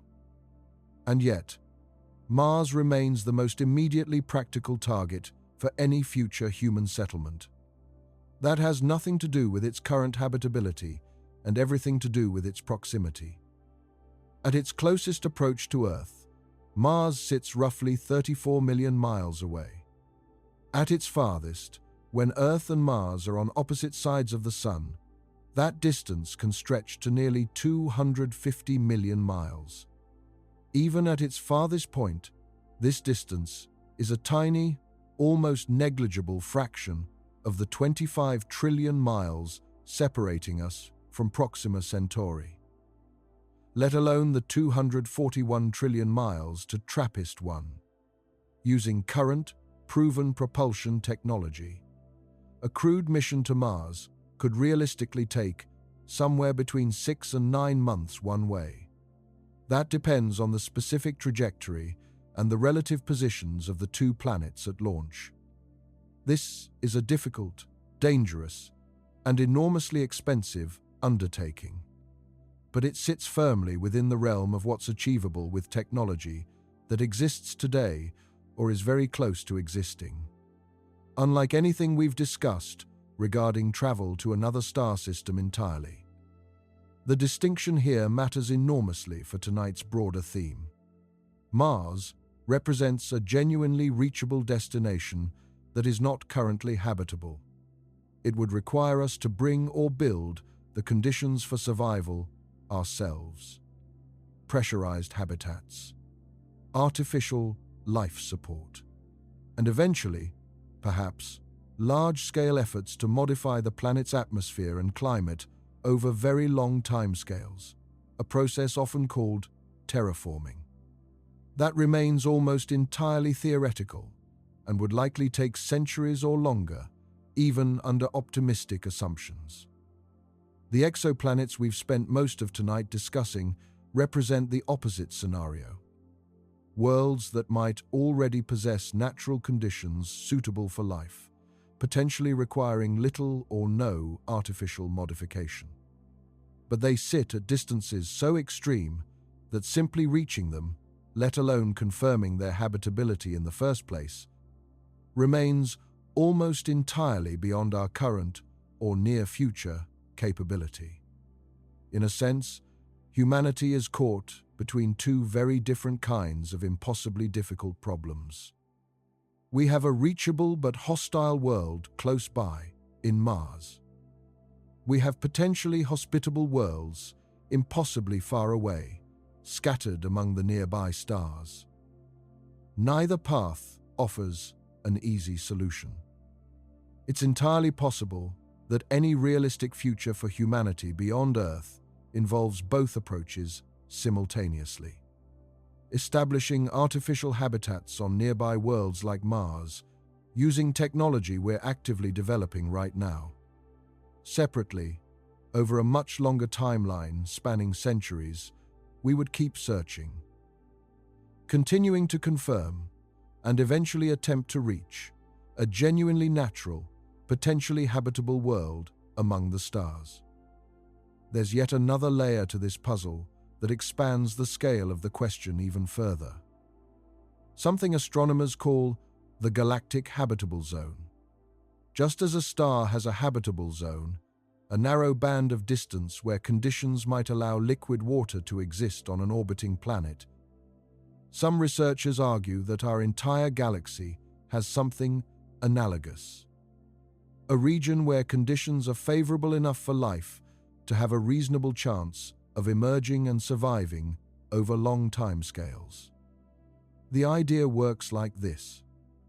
Near the center of the Milky Way, stars are packed far more densely together than they are out here in the galaxy's outer regions where our own solar system resides. That density brings with it a higher frequency of dangerous events. More frequent close encounters between stars that could gravitationally disrupt planetary orbits. A higher concentration of supernovae, the explosive deaths of massive stars that release enormous bursts of radiation capable of stripping the atmosphere from any planet unlucky enough to be nearby. And higher overall levels of background radiation from the supermassive black hole and dense stellar populations at the galactic core. A planet orbiting too close to the galactic center might simply never get a long enough quiet stretch of time for complex life to develop and stabilize before the next disruptive cosmic event comes along. On the other hand, far out toward the edges of the galaxy, star systems tend to contain fewer of the heavier elements needed to build rocky planets in the first place. Those outer regions are sparse and quiet. Those heavier elements are forged inside stars and distributed through the galaxy over successive generations of stellar death and rebirth. That process has had more time to enrich the denser, more active inner regions of the galaxy compared to its sparser outskirts. Our own solar system sits in a kind of middle ground, roughly 26,000 light-years from the galactic center, in a relatively quiet spiral arm. Far enough from the chaotic core to avoid its most dangerous hazards, but close enough to have access to the heavier elements needed to build a rocky, metal-rich planet like Earth. This positioning, some researchers argue, is itself another piece of fortunate circumstance layered on top of everything else we've discussed tonight. Another condition that had to align for Earth to become what it is. If this concept holds up under continued research, it adds yet another filter to the search for potentially habitable worlds. Beyond simply finding the right kind of star and the right kind of orbital distance, it suggests that entire regions of the galaxy might be systematically less likely to host stable, long-term habitable environments. Regardless of how promising any individual planet within those regions might appear based on its orbital distance alone. Most of the candidates we've discussed tonight, fortunately, sit in our own general galactic neighborhood. In the same relatively quiet outer regions of the galaxy where our own solar system resides. That's at least somewhat reassuring in this specific respect. But it's a reminder that habitability isn't just a question of star and planet. It's a question that stretches outward in scale. From the immediate chemistry of a planet's atmosphere, to the behavior of its star, to the broader neighborhood of that star's position within an entire galaxy containing hundreds of billions of other stars. Each with its own complex history, its own violent or peaceful past, shaping the conditions any potential planet within its influence has had to endure across billions of years. Here's how this search will most likely actually unfold over the coming decades. It's worth setting realistic expectations rather than waiting for a single dramatic breakthrough announcement.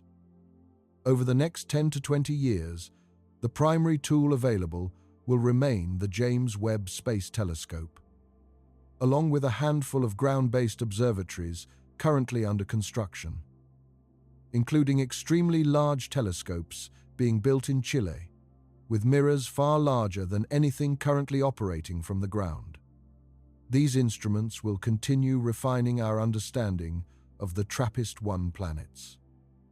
They'll gradually build up enough observational data across many repeated transits to either confirm or rule out meaningful atmospheres on the outer planets in that system, the ones considered most promising: TRAPPIST-1e, F, and G.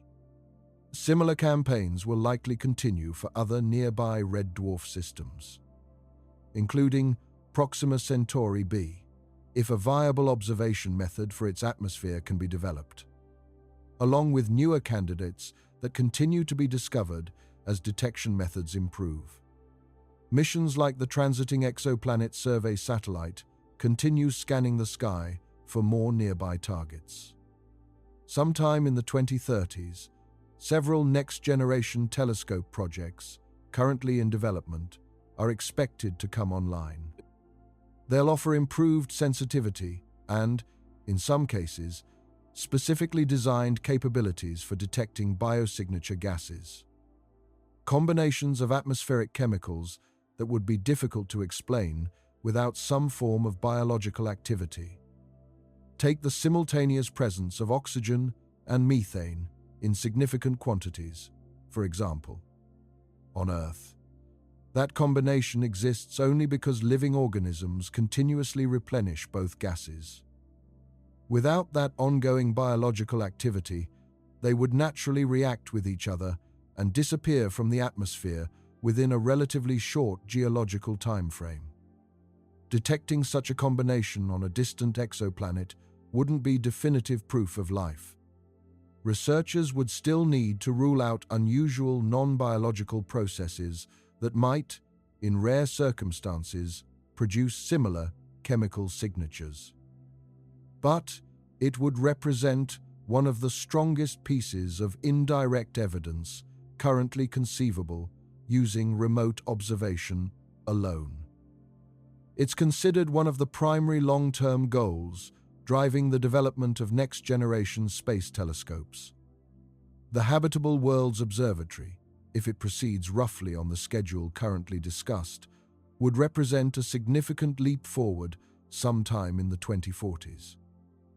It's specifically designed to directly image dozens of potentially habitable planets around nearby sun-like stars. It would analyze their atmospheres in detail, using instruments purpose-built for exactly this task, rather than adapted from a telescope designed with many other scientific goals in mind. By the middle of this century, it's genuinely plausible that we could have a confirmed list of a small number of planets with strong atmospheric evidence suggestive of habitability, or even potential biological activity. That would be a dramatic improvement over the current situation, where every candidate carries the word potentially as an unavoidable qualifier. But even reaching that point, arguably the most optimistic, realistic outcome achievable within the coming decades, would still only represent the beginning of the next phase of this challenge. The far harder problem of actually developing the technology needed to travel there. As we discussed earlier, that likely requires propulsion and life support systems that don't currently exist even in early experimental form. This is why patience, in this particular field, isn't just a virtue. It's a mathematical necessity, built into the actual physics of the distances and the actual pace of technological development required to close them. There is no shortcut available. No clever trick that suddenly resolves both the observational uncertainty and the propulsion problem simultaneously. Each piece of this puzzle requires its own separate, extended timeline, confirming habitability from a distance, eventually developing the ability to travel there. Research, testing, and gradual technological maturation unfolding across generations rather than years. There's an ongoing scientific debate worth understanding here. It shapes how cautiously astronomers currently talk about every red dwarf candidate we've covered tonight.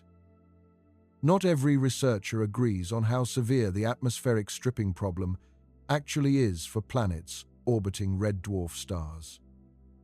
Some models are built primarily around the most extreme flare events observed from stars like Proxima Centauri. They paint a fairly bleak picture. Any planet close enough to sit within a red dwarf's habitable zone would likely lose the bulk of its atmosphere within the first billion years of the star's life. That's well before any complex chemistry or biology would have a meaningful chance to develop.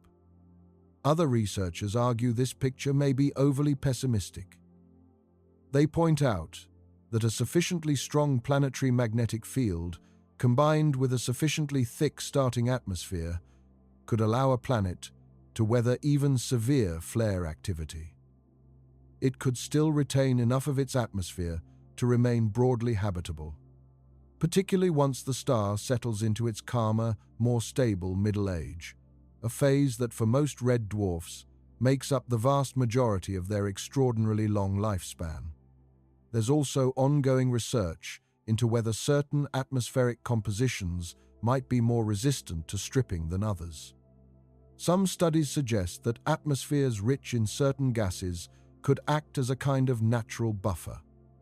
They could absorb incoming ultraviolet radiation in upper atmospheric layers before it reaches and damages the lower atmosphere, where it would do the most harm to any potential surface conditions.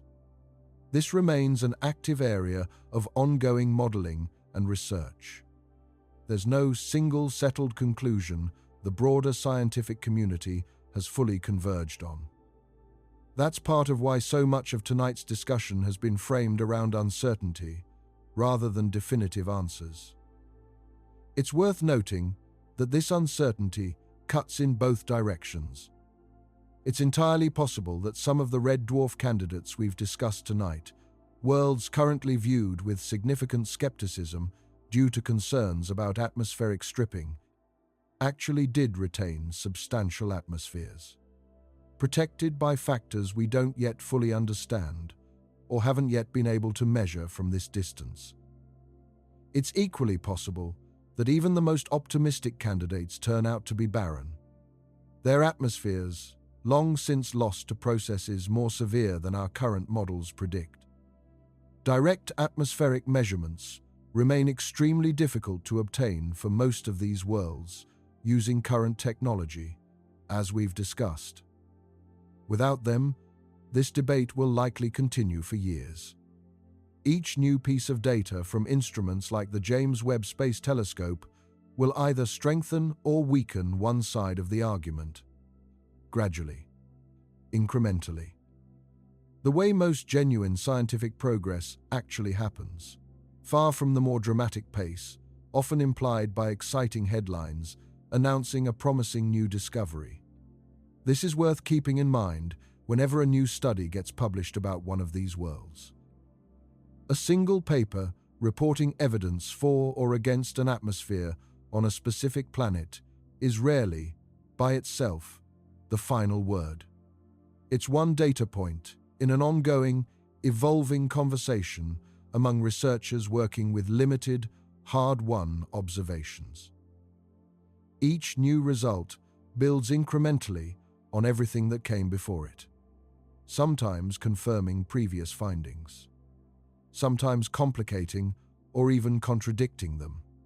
The genuine consensus that will eventually determine whether any of these nearby candidates are truly habitable is still being built, piece by piece, through a slow, careful, and often contentious process. It may be many more years before that consensus solidifies enough to give a confident, well-supported answer for even a single one of the worlds we've discussed tonight. One more thing worth mentioning before we bring this all together tonight. It speaks to just how young this entire field of study still is. The very first confirmed detection of a planet orbiting a sun-like star beyond our solar system happened in 1995. Astronomers identified a world orbiting the star, 51 Pegasi. That's not a typo in terms of how recent this is. Less than 3 decades ago, we had confirmed exactly 0 planets around any sun-like star beyond our own. Today, that number sits above 5,700 confirmed exoplanets, and it's climbing steadily. That's thanks largely to space-based missions like Kepler and the Transiting Exoplanet Survey satellite, along with a growing global network of ground-based observatories, specifically built or upgraded for this kind of detection work. The pace of discovery has been genuinely extraordinary. It means that the list of candidates we've discussed tonight, Proxima Centauri b, the TRAPPIST-1 planets, Ross 128b, and the rest, represents only what we've managed to find so far, using detection methods and telescopes that themselves are still relatively new and still rapidly improving. The next decade alone could meaningfully reshape this list, adding new names, refining our understanding of existing ones, potentially identifying targets significantly more promising than anything currently at the top of our attention. This is, in its own way, a hopeful note to end on. The search for a genuinely habitable world beyond our own solar system is not a finished project running out of new places to look. It's a young, rapidly evolving field, gaining new tools and new capability every single year, built on the combined effort of thousands of researchers around the world, each contributing small, careful pieces to a picture none of them will likely see completed within their own careers. Let's bring all of this together, because after everything we've covered tonight, the picture that emerges is genuinely different from the one painted by most headlines about the search for a second Earth. We often talk about finding a second Earth as though it's a destination we're simply traveling toward, a place waiting for us once our engines get fast enough or our telescopes get sharp enough.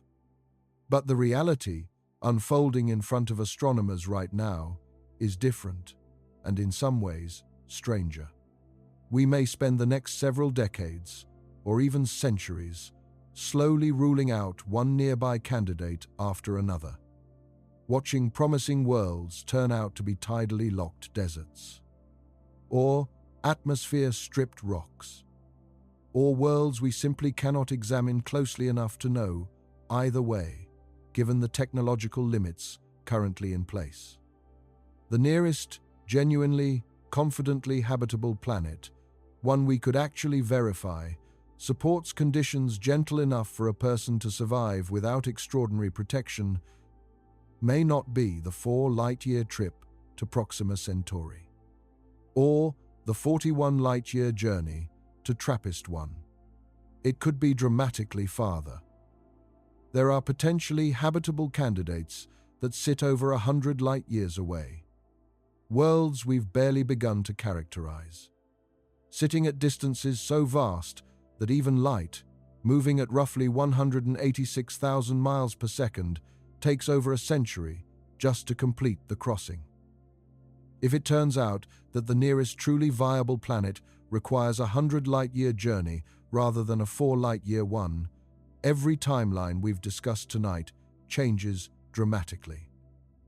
Every propulsion concept currently being discussed becomes inadequate. Even breakthrough Starshot's 20-year concept was designed around the assumption of a destination just over 4 light-years away.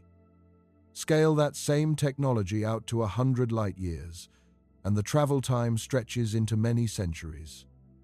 even at a meaningful fraction of the speed of light. This is the sobering reality sitting underneath the exciting headlines that regularly circulate whenever a new exoplanet gets announced. We are not choosing between colonizing Mars or traveling to a nearby Earth twin, as some popular discussions frame it. We are, right now, still in the very early stages of a much more basic process. Figuring out whether a genuinely survivable world exists anywhere within a distance we could realistically reach. Even with technology that doesn't currently exist and may take generations to develop. And that process itself, confirming even one candidate with real confidence, is likely still decades away. It depends on telescopes not yet built, missions not yet launched, and years of patient, incremental data collection. Targets that, for all we currently know, might ultimately turn out to be uninhabitable after all that effort. None of this means the search is pointless, or that the excitement surrounding each new discovery is misplaced. Each confirmed exoplanet adds a genuine piece to a puzzle, as humanity has only just begun to seriously assemble. So does each new atmospheric measurement. So does each ruled-out possibility. For most of human history, the question of whether other worlds like ours existed was philosophical. You could ask it. You could wonder about it. But you had no way of even beginning to answer it in any scientific sense. Today, for the first time in the entire history of our species, we have the tools to ask the question scientifically. Even if we don't yet have the tools to answer it completely. We have found thousands of planets around other stars. We have identified dozens sitting in habitable zones. We have telescopes capable of, in a handful of cases, beginning to sample the chemistry of their atmospheres. This is an extraordinary achievement. One that would have been considered pure fantasy less than a century ago, when the very existence of planets beyond our own solar system remained entirely unconfirmed. But achieving the ability to ask the question doesn't mean we've achieved the ability to answer it. Not yet. And the honest, unfiltered truth about the nearest habitable candidates we've discussed tonight is this. Proxima Centauri b, the TRAPPIST, 1 planets, Ross 128b, Wolf 1061c, Teegarden's star b, and the handful of others discovered at similarly close distances. Every single one of them carries serious, unresolved problems that could make them completely unsuitable for anything resembling human survival. Tidal locking that could create permanent extremes of heat and cold on opposite sides of the same world. Flare activity from red dwarf stars that could periodically strip away whatever atmosphere managed to form in the first place. Distances so vast that even confirming these problems, let alone solving them, sits generations beyond our current technology. And even in the best-case scenario, where a planet turns out to have a stable atmosphere, a functioning magnetic field, and temperatures gentle enough for liquid water, that still tells us almost nothing. It tells us almost nothing about whether the air is actually breathable for a human being. It tells us nothing about whether the chemistry of the surface is compatible with our biology. It tells us nothing about whether anything living there, if anything is living there at all, would be safe to encounter. That's a question we haven't even begun to seriously address tonight, since we remain so far from confirming basic habitability in the first place. So where does that leave us? It leaves us in an honest place, which is, in its own way, more valuable than a false sense of certainty. The nearest habitable planet is not a settled fact sitting quietly on a list somewhere, waiting patiently for us to arrive. It's an open question. One of the most important open questions in all of science. One we are only just beginning to have the tools to investigate seriously. Proxima Centauri b might turn out to be nothing more than a scorched, tidally locked rock, its atmosphere long since stripped away by its volatile little star, leaving behind a world as barren as Mercury. The TRAPPIST-1 planets might turn out to be a family of airless worlds, victims of the same violent stellar youth that stars like TRAPPIST-1 and Proxima Centauri seem to inflict on anything orbiting too close for too long. Or we might get fortunate in ways we can't currently predict with any confidence. We might find that one of these worlds has managed, against considerable odds, to hold onto an atmosphere thick enough, a magnetic field strong enough, and a climate stable enough to make it something more than merely potentially habitable. Something actually livable. We don't know yet. And the honest scientific answer, right now, in this decade, is that the distance between us and a planet we could confidently call the next Earth might not be measured in a handful of light years at all.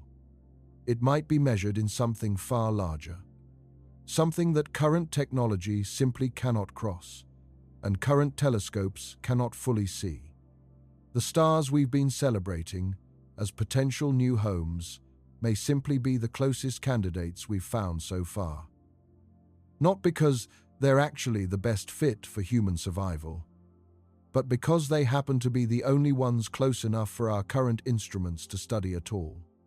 Somewhere out there, possibly much farther than 4 light years, possibly much farther than 41, there may be a world with the right mixture of air, the right shield of magnetism, the right gentle warmth from its star, quietly orbiting, completely unknown to us, simply because it sits beyond the reach of every instrument we currently have pointed at the sky.